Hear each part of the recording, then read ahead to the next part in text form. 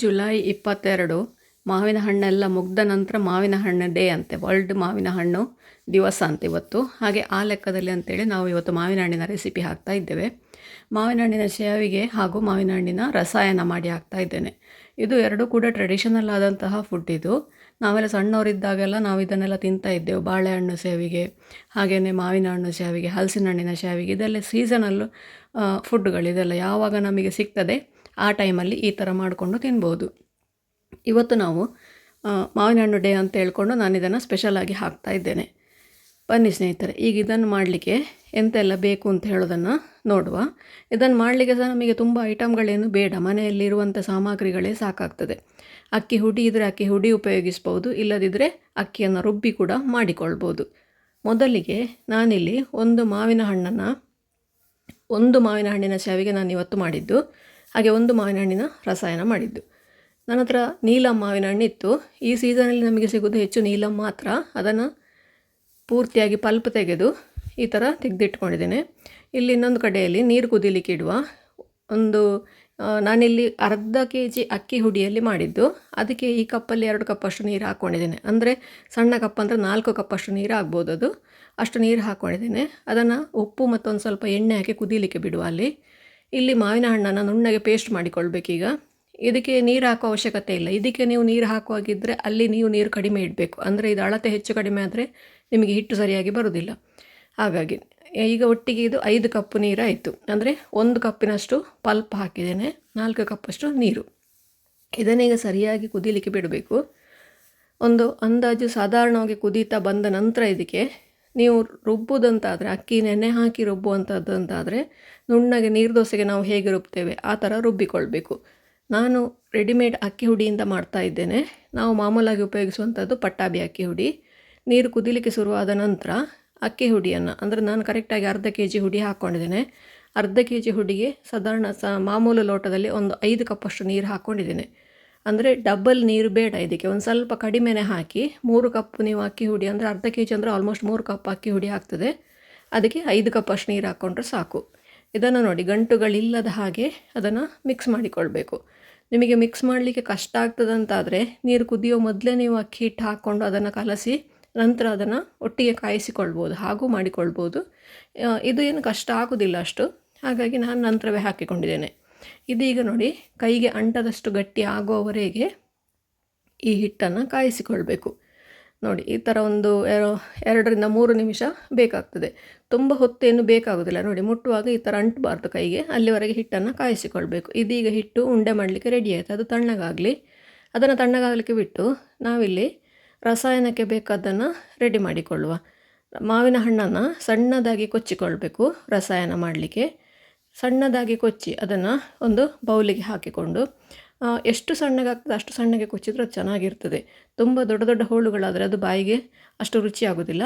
ರಸಾಯನ ಅಂದರೆ ಇರೋದು ಹಾಗೇ. ಅದು ಹಾಗಂತೇಳಿ ಗ್ರೈಂಡ್ ಮಾಡಬಾರ್ದು. ಅದನ್ನು ಗ್ರೈಂಡ್ ಮಾಡಿದರೆ ಅದು ಜ್ಯೂಸ್ ಆಗ್ತದೆ, ಅದು ಸರಿಯಾಗೋದಿಲ್ಲ. ಹಾಗೆ ಇದನ್ನು ಸಣ್ಣದಾಗಿ ಹೆಚ್ಚಿ ಅದಕ್ಕೊಂದು ಸ್ವಲ್ಪ ಏಲಕ್ಕಿ ಹುಡಿ, ಹಾಗೆಯೇ ಒಂದು ಸ್ವಲ್ಪ ಕಪ್ಪು ಎಳ್ಳು ಹುರಿದು ಹಾಕಿಕೊಳ್ಬೋದು. ಕಪ್ಪು ಎಳ್ಳು ಹಾಗೆಯೇ ಕೂಡ ಹಾಕಿಕೊಳ್ಬೋದು. 2 ಕಪ್ಪಷ್ಟು ತೆಂಗಿನ ಹಾಲು ತೆಗೆದಿಟ್ಟದನ್ನು ಹಾಕಿಕೊಳ್ತಾ ಇದ್ದೇನೆ. ತೆಂಗಿನ ಹಾಲು ತೆಗಿಲಿಕ್ಕೆ ಎಲ್ರಿಗೂ ಗೊತ್ತಿರ್ತದೆ ಅಂತ ಅಂದ್ಕೊಳ್ತೇನೆ. ಗೊತ್ತಿಲ್ಲ ಅಂತಾದರೆ ಒಂದು ಕಾಯಿಯನ್ನು ನುಣ್ಣಗೆ ರುಬ್ಬಿ ಅದಕ್ಕೆ ಒಂದು ಸ್ವಲ್ಪ ನೀರು ಹಾಕ್ಕೊಂಡು ಅದರಿಂದ ಹಾಲು ಸೋಸಿ ತೆಗೆದ್ರೆ ಆಯಿತು. ಈಗ ಇದಕ್ಕೆ ಸಿಹಿಗೆ ಬೇಕಾದಷ್ಟು ಬೆಲ್ಲ. ನಾನು ಬೆಲ್ಲ ಇದಕ್ಕೆ ಇಷ್ಟೇ ಅಂತೇಳಿ ಹೇಳಲಿಕ್ಕೆ ಆಗೋದಿಲ್ಲ. ಕೆಲವು ಮಾವಿನ ಹಣ್ಣು ಒಳ್ಳೆ ಸ್ವೀಟ್ ಇರ್ತದೆ, ಕೆಲವು ಮಾವಿನ ಹಣ್ಣು ಒಂದು ಸ್ವಲ್ಪ ಹುಳಿ ಇರ್ತದೆ. ಸ್ವೀಟನ್ನು ಹೊಡಿಲಿಕ್ಕೆ ಒಂದು 2 ಕಲ್ಲಷ್ಟು ಉಪ್ಪು ಹಾಕ್ಕೊಳ್ಬೇಕು. ಹಾಗಾಗಿ ನಿಮ್ಮ ರುಚಿಗೆ ಬೇಕಾದಷ್ಟು ಬೆಲ್ಲ ಹಾಕ್ಕೊಂಡು ಒಂದು 4 ಕಲ್ಲು ಉಪ್ಪು ಹಾಕಿದರೆ ರಸಾಯನ ರೆಡಿ ಆಯಿತು.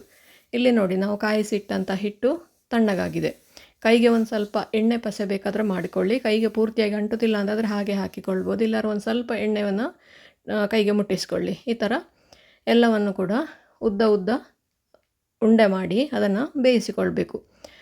ಸೇಮಿಗೆ ಮಾಡಲಿಕ್ಕೆ ಯಾವಾಗಲೂ ಉರುಟು ಉಂಡೆ ಮಾಡೋದಿಲ್ಲ, ಈ ಥರ ಉದ್ದ ಉಂಡೆಯನ್ನೇ ಮಾಡೋದು. ಯಾಕೆಂದರೆ ನಮಗೆ ಅದು ಮಣೆ ಒಳಗೆ ಹೋಗಬೇಕಲ್ಲ. ಹಾಗಾಗಿ ಸೇವಿಗೆಯ ಉತ್ತುವ ಮಣೆ ಏನಿರ್ತದೆ ಅದರ ಒಳಗೆ ಹೋಗಲಿಕ್ಕೆ ಅಂತ ಹೇಳಿಕೊಂಡು ನಾವು ಇದೇ ಥರ ಉಂಡೆ ಮಾಡೋದು. ಈಗ ಇದನ್ನು ಎಲ್ಲವನ್ನು ಕೂಡ ಈ ಥರ ಉಂಡೆ ಮಾಡಿಕೊಳ್ಳುವ. ಇದರ ಉಂಡೆ ಕೂಡ ಹಾಗೆ ತಿನ್ನಲಿಕ್ಕೆ ಕೂಡ ಚೆನ್ನಾಗಿರ್ತದೆ. ಇದು ನಾನು ಹಾಗೆ ಕೂಡ ಟ್ರೈ ಮಾಡಿದೆ. ಇದನ್ನು ನೀವು ಉಂಡೆ ಮಾಡಿ ಅಥವಾ ಈ ಥರ ಸೇವಿಗೆ ಮಾಡಿ 2 ಥರದಲ್ಲಿ ಕೂಡ ಇದನ್ನು ಉಪಯೋಗಿಸಿಕೊಳ್ಬೋದು. ನೀವು ಉಂಡೆ ಮಾಡುವ ಮೊದಲು ಇಡ್ಲಿಯ ಪಾತ್ರೆಯನ್ನು ನೀರು ಹಾಕಿ ಪ್ಲೇಟ್ ಇಟ್ಟು ಬಿಸಿ ಆಗಲಿಕ್ಕೆ ಬಿಡಿ. ನೀರು ಕುದಿದರೆ ನಿಮಗೆ ಪಕ್ಕ ಬೇಯ್ತದೆ ಇದು, ಹಾಗಾಗಿ ಅದನ್ನು ಬಿಸಿ ಆಗಲಿಕ್ಕೆ ಇಡಿ. ಉಂಡೆ ಮಾಡಿ ಆಗುವಷ್ಟೊತ್ತಿಗೆ ಅದು ಬಿಸಿಯಾಗಿರ್ತದೆ. ಅದನ್ನು ಎಲ್ಲ ಉಂಡೆಗಳನ್ನು ಕೂಡ ಪಾತ್ರೆಯಲ್ಲಿ ಇಟ್ಟು ಒಂದು 20 ನಿಮಿಷ ಅದನ್ನು ಬೇಯಿಸ್ಕೊಳ್ಬೇಕು. ಇದು ನೋಡಿ 20 ನಿಮಿಷ ಆಯಿತು ಬೇಯಿಸಿ. ಈಗ ಒಂದೊಂದೇ ಉಂಡೆಯನ್ನು ತೆಗೆದುಕೊಂಡು ನಾವು ಚಕ್ಕುಲಿ ಮಾಡುವ ಅಂತಹ ಒಂದು ಸಾಧನ ಇರ್ತದಲ್ಲ, ಅದರ ಒಳಗೆ, ಅಂದರೆ ಚಕ್ಕುಲಿ ಮುಟ್ಟು ಅಂತ ಹೇಳ್ತೇವೆ ನಾವು, ಅದರ ಒಳಗೆ ಹಾಕಿ ಅದನ್ನು ಸೇಮಿಗೆ ಮಾಡಲಿಕ್ಕೆ ಸುಲಭ ಆಗ್ತದೆ.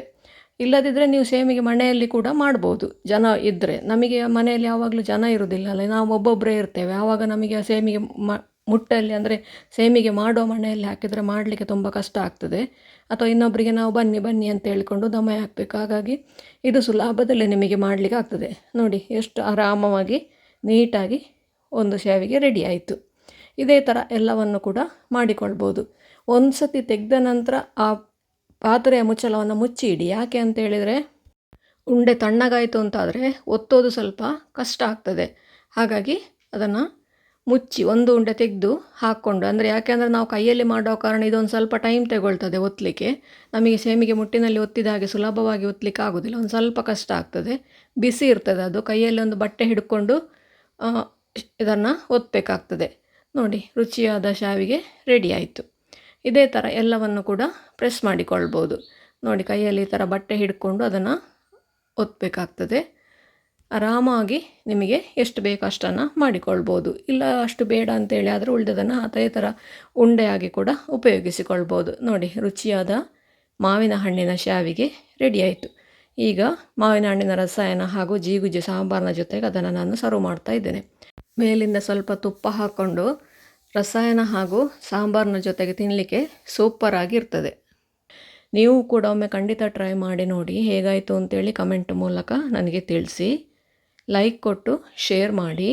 ನೀವು ಇನ್ನೂ ನಮ್ಮ ಚಾನಲನ್ನು ಸಬ್ಸ್ಕ್ರೈಬ್ ಮಾಡ್ಕೊಳ್ಳಿಲ್ಲ ಅಂತ ಸಬ್ಸ್ಕ್ರೈಬ್ ಮಾಡಿಕೊಂಡು ಪಕ್ಕದಲ್ಲೇ ಇರುವ ಬೆಲ್ ಐಕಾನನ್ನು ಒತ್ತಿ ನಮ್ಮನ್ನು ಸಪೋರ್ಟ್ ಮಾಡಿ. ನಮ್ಮ ಇನ್ಸ್ಟಾ ಹಾಗೂ ಫೇಸ್ಬುಕ್ ಪೇಜನ್ನು ನೀವು ಫಾಲೋ ಮಾಡ್ತಿಲ್ಲ ಅಂದರೆ ಅದನ್ನು ಕೂಡ ಫಾಲೋ ಮಾಡಿ. ಮುಂದಿನ ವಿಡಿಯೋದಲ್ಲಿ ಇನ್ನೊಂದು ಹೊಸ ಅಡಿಗೆಯೊಂದಿಗೆ, ಇನ್ನೊಂದು ಹೊಸ ರೆಸಿಪಿಯೊಂದಿಗೆ ಪುನಃ ನಿಮ್ಮನ್ನು ಭೇಟಿಯಾಗ್ತೇನೆ. ಮತ್ತೊಮ್ಮೆ ಎಲ್ಲರಿಗೂ ಕೂಡ ವಿಶ್ವ ಮಾವಿನ ಹಣ್ಣಿನ ದಿನದ ಶುಭಾಶಯಗಳೊಂದಿಗೆ ಧನ್ಯವಾದಗಳು.